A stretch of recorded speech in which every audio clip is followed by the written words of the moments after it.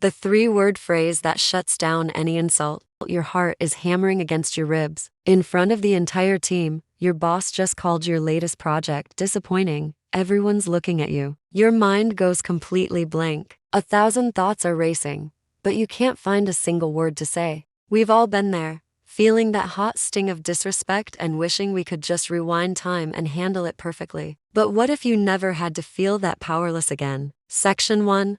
The old way doesn't work. When someone insults you, it feels like you have two options, and both are terrible. Option 1, you lash out. You get defensive, your voice shakes, and you end up looking unprofessional and overly emotional. Honestly, that's usually what the other person wants. They're trying to get a rise out of you, and losing your cool just hands them the win. Option 2, silence. You just swallow the insult and say nothing. While you avoid a big confrontation, it gnaws at your confidence, and you're left feeling like you just let them get away with it. So, lashing out makes you look bad, and saying nothing makes you feel bad. It's a lose-lose. Section 2.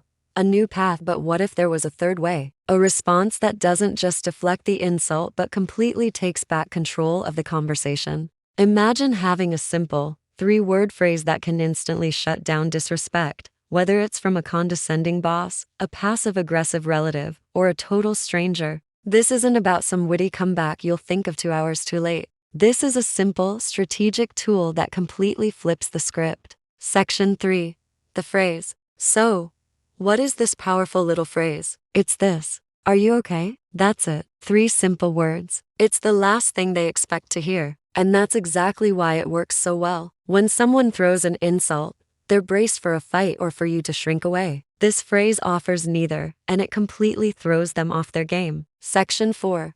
Why it's a game changer. So, why is this so effective? First, it totally breaks their pattern. An insult is an attack that's meant to provoke you. Asking, "Are you okay?" short circuits that whole process. It's like they threw a punch and you just stepped aside and asked if their arm was all right. Second, it instantly reframes the situation. You're no longer the victim. You're now a calm, composed person showing concern for someone who just said something, well, weird. The question subtly implies that their comment was so out of line that you are genuinely worried something might be wrong with them. Third, it puts them on the defensive and forces them to think about what they just said. They expected you to justify your work or your actions, but instead, they have to justify their own rudeness. Most people will immediately backpedal or soften up because their aggression was met with calm concern instead of the anger they were prepared for. Section 5.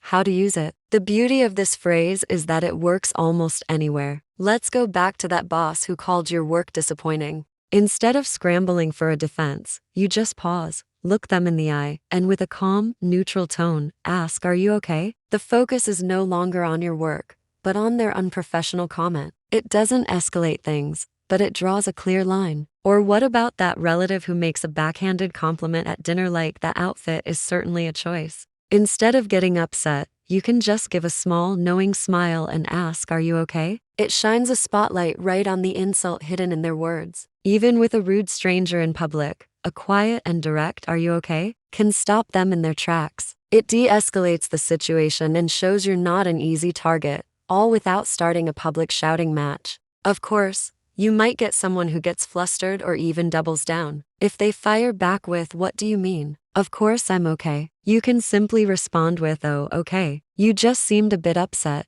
You stay calm, and you hold your ground. And remember, in a professional setting, if this is happening repeatedly, always document it. This 3-word phrase isn't a magic spell, but it's a powerful exercise in emotional discipline. It's about protecting your dignity by refusing to be dragged down into someone else's drama. Real power in any interaction comes from staying in control of your own emotions. You show them that your self-worth isn't up for their debate. If you found this helpful, subscribe for more tips on how to handle difficult conversations. And let me know in the comments, tell us about a time you wish you had this phrase ready to go.